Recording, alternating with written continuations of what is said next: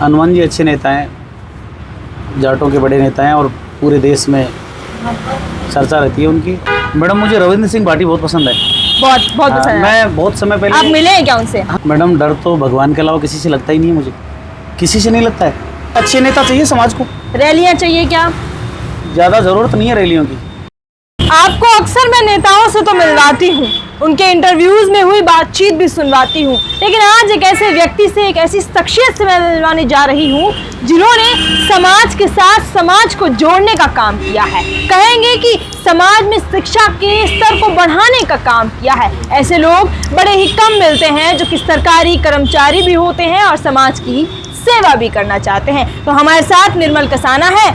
जब समाज की बात आती है, शिक्षा के स्तर की बात आती है, तब अक्सर लोग पिछड़े रह जाते हैं। तो कैसे इन्होंने, निर्मल जी ने शिक्षा के स्तर को समाज के लिए बढ़ाया है, क्या कुछ आप बताना चाहेंगे? सबसे पहले तो आपका बहुत बहुत स्वागत है बोल हिंदुस्तान में। नमस्ते मैडम। मैंने ऐसा कोई शिक्षा के लिए कोई बड़ा काम किया नहीं, जैसा आप बता रहे हो।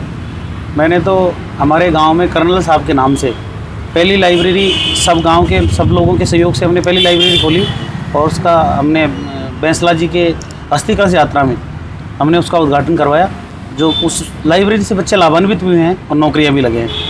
कितने क्या बच्चे हैं वो लाभान्वित हो चुके हैं अभी तक लाइब्रेरी से?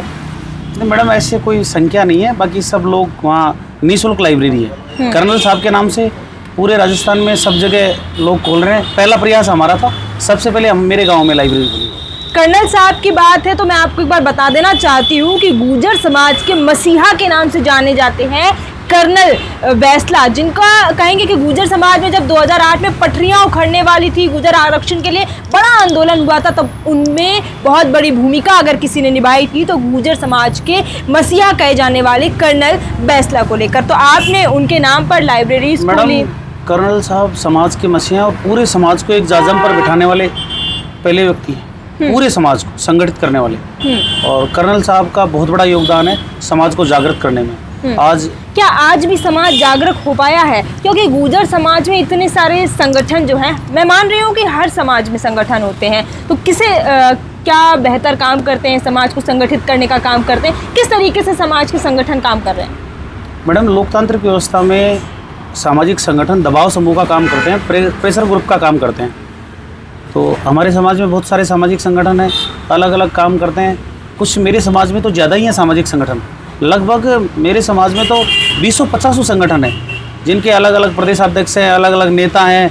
और इसमें ये भी है मैडम, मैं आपको बताऊं, कुछ लोग तो इसलिए संगठन बना लेते हैं अलग अलग अपना कि उनको टिकट लेना होता है। टिकट लेने के लिए सामाजिक संगठन बना लेते हैं और उनके प्रदेशाध्यक्ष बन जाते हैं। मेरा किसी सामाजिक संगठन से कोई द्वेषता का भाव नहीं है, पर मेरा मानना ये है कि सामाजिक संगठन कम से कम हो, जो सरकार पर समाज की कोई मांग या बात को मनवानी है तो बनवाने के लिए।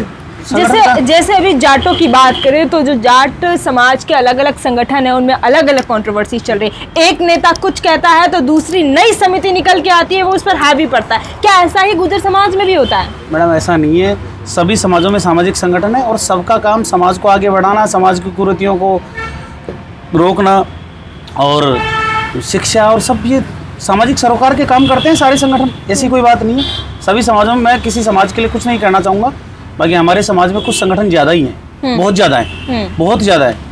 आपने कहा कि आपके समाज में संगठन बहुत ज़्यादा है, लेकिन गुर्जर समाज की बात करें तो आज के समय में क्या सामाजिक संगठन लोगों को एक करने का काम कर रहे हैं? क्या लोग एक हो पा रहे हैं? समाज संगठन सिर्फ नेतागिरी छोड़ के लोगों के लिए काम कर पा रहे हैं? नहीं, ऐसी बात नहीं है।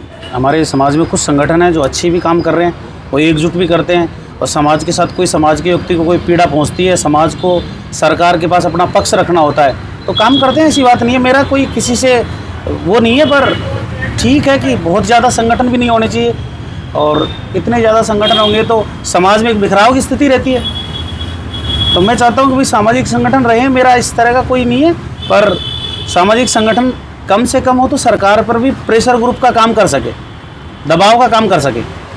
पूर्वी राजस्थान की जब भी बात होती है तो गुर्जर हमेशा याद किए जाते हैं, क्योंकि गुर्जर आंदोलन इतना बड़ा जो चला था, जब दोबारा गुर्जर आंदोलन में गुर्जर आरक्षण की बात उठी थी तब भी मैं वहाँ पर गई थी। वो गांव मुझे आज भी याद है जहाँ पर पटरिया उखाड़ने की बात की गई थी। तो जब गुर्जर आरक्षण की बात पूर्वी राजस्थान में हो सकती है तो वो इलाका जहाँ पर आदिवासी बहुत ज़्यादा है, बाहुल्य क्षेत्र है, वहाँ पर क्या स्थिति है? क्या वाकई में उनको आरक्षण मिल पा रहा है? आदिवासी नहीं है, आदिवासी पूरे राजस्थान में ही है और गुर्जर भी पूरे राजस्थान में। आदिवासी बाहुल्य गुर्जर तो मैडम मैं कहूँगा आपको राजस्थान के 4-5 जिलों को छोड़ के सब जगह है। थोड़ी बिखराव की स्थिति है, कहीं कम है कहीं ज़्यादा है, सब जगह ही है। और मैं ज़्यादा नाम नहीं लेना चाहूँगा, कर्नल साहब का और गुंजल साहब का बहुत बड़ा योगदान, प्रहलाद जी गुंजल साहब का और कर्नल साहब का समाज को एक दिशा देने में सबसे बड़ा योगदान कर्नल साहब का और गुंजल साहब का है। आज के समय में आप समाज को बेहतर बनाने के लिए क्या क्या ज़रूरी मानते हैं? मैडम मैं तो ये ही कहूँगा, बेहतर बनाने के लिए कुछ मत करो, केवल शिक्षा पे ध्यान दो। आज के लोगों को नेता चाहिए? छोटे से रैपिड फायर पे अपन बात करते हैं जो जल्दी जल्दी मैं पूछूंगा। आज के समाज में लोगों को नेता चाहिए क्या? नहीं, अच्छे नेता चाहिए समाज को। रैलियां चाहिए क्या? ज़्यादा ज़रूरत नहीं है रैलियों की। पॉलिटिकली एक्टिव होने चाहिए या नहीं? मैं तो ये कह रहा हूँ मैडम आपको कि समाज में, राजनीति में अच्छे लोगों को आना चाहिए आगे। और अब तो मुझे कुछ बदलाव सा नज़र आ रहा है, पूरे देश में ही नए लोगों को मौका दिया जा रहा है। शिक्षा में कितनी बेहतरी मानते हैं आप?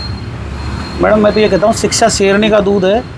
जो परिवार में आज कोई मैट्रिक नहीं था, उन परिवार में RS, IAS, डॉक्टर, इंजीनियर बहुत अच्छी अच्छी पोस्टों पे हैं समाज में। हम बड़ी खुशी होती है जब हम कहीं देखते हैं कि नेम प्लेट पे नाम दिखता है, कि बड़ी खुशी, एक अलग ही खुशी महसूस होती है मैडम। आप भी गुर्जर समाज से ताल्लुक़ रखते हैं, हम बात भी गुर्जर समाज को लेकर कर ही रहे उतनी देर से, लेकिन मेरा एक ही सवाल है। मैंने कई बार कहीं ना कहीं आपके जो पोस्ट हैं उनको देखा कि आप एक आम व्यक्ति होकर भी प्रकृति से बहुत जुड़े हुए हैं। आपका जब जन्मदिन हो रहा है या कुछ भी आप सेलिब्रेट करना चाहें तो आप प्रकृति के साथ एंजॉय करते हैं, उनके साथ अपनी खुशियाँ निभाते हैं, और मैंने सुना है कि पेड़ भी लगाते हैं। मैडम मैं तो कोई बड़ा आदमी नहीं हूँ, कुछ भी नहीं हूँ, आप इस तरह मत करो। नहीं, मैं ऐसी कुछ नहीं है। मुझे पेड़ लगाने का शौक़ है। मैंने हज़ारों की संख्या में पेड़ लगाए। जहाँ भी मेरी नौकरी रही तो मैंने खूब पेड़ लगाए।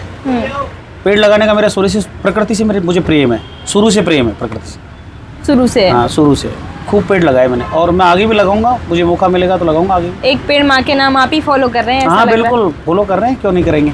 अच्छा, लगाना चाहिए।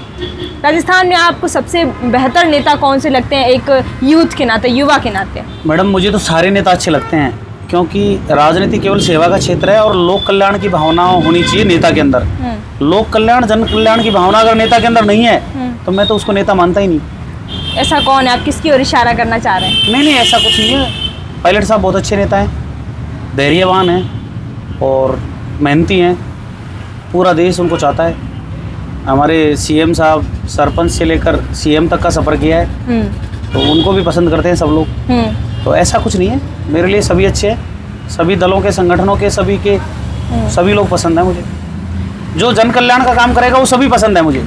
गुर्जर समाज में बड़े नेताओं के मैं नाम लूंगी, आपको बस ये बताना होगा उनमें से कौन बेहतर है। नेताओं के नाम मत लो, मैं नेतागिरी से ज़्यादा कोई लगाव नहीं है मेरा। अब नेताओं के नाम मत लो मैडम।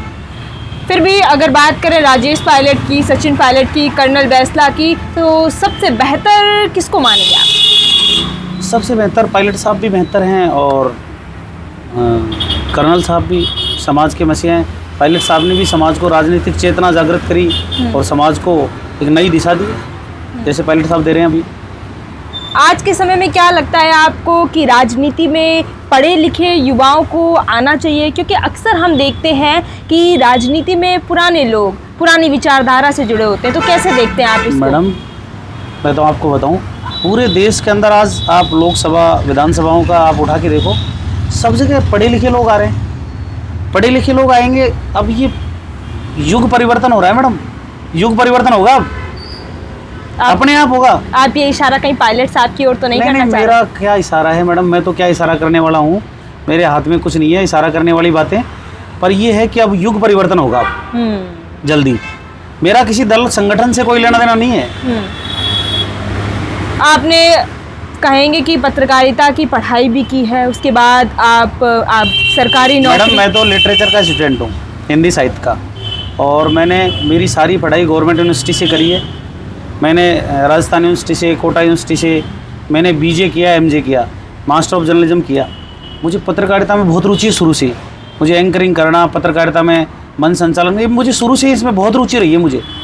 तो पत्रकारिता तो लोकतंत्र का चौथा स्तंभ है मैडम, और पत्रकारिता ही है आज जो किसी को 1 मिनट में नेता बना देती है, 1 मिनट में हीरो बना देती है। आपके सामने सारी चीज़ें। आप क्या बनना चाहेंगे, नेता या हीरो? मैं तो कुछ भी नहीं बनना चाहूँगा, अच्छा आदमी बनना चाहता हूँ मैडम।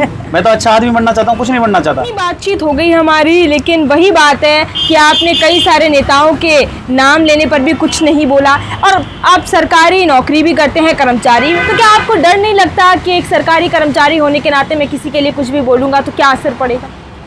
मैडम डर तो भगवान के अलावा किसी से लगता ही नहीं है मुझे, किसी से नहीं लगता है, भगवान से ज़रूर डर लगता है मुझे। ऐसी एक लाइन मुझे याद है कि हनुमान बेनीवाल ने एक बार बोली थी कि मैं किसी से नहीं डरता, सिर्फ भगवान से डरता हूँ। हनुमान जी अच्छे नेता हैं, जाटों के बड़े नेता हैं, और पूरे देश में चर्चा रहती है उनकी, और जनहित के मुद्दे लोकसभा में हमेशा उठाते रहते हैं। जाट और गुर्जर की एकता में वो चाहते भी हैं कि कहीं ना कहीं जाट और गुर्जर एक साथ मिलें, क्या आप इसको मानते हैं? एक ही है मैडम, ऐसी कोई नहीं, अलग है ही नहीं, एक ही है मैडम, ऐसी कोई बात नहीं। गुर्जर समाज में आप ताल्लुक़ रखते हैं, जाट कहेंगे कि पश्चिमी राजस्थान में बिखरा हुआ, और आप भी पूरे राजस्थान में घूमते रहते हैं, क्या कुछ कहेंगे? राजस्थान कैसा लगा, कहाँ क्या कुछ होना चाहिए, आपको क्या लगता है? मैडम राजस्थान विविधताओं से भरा हुआ प्रदेश है। एक तरफ चंबल नदी बह रही है, एक तरफ रेगिस्तान है, एक तरफ मेवाड़ में गंभीरी नदी बह रही है।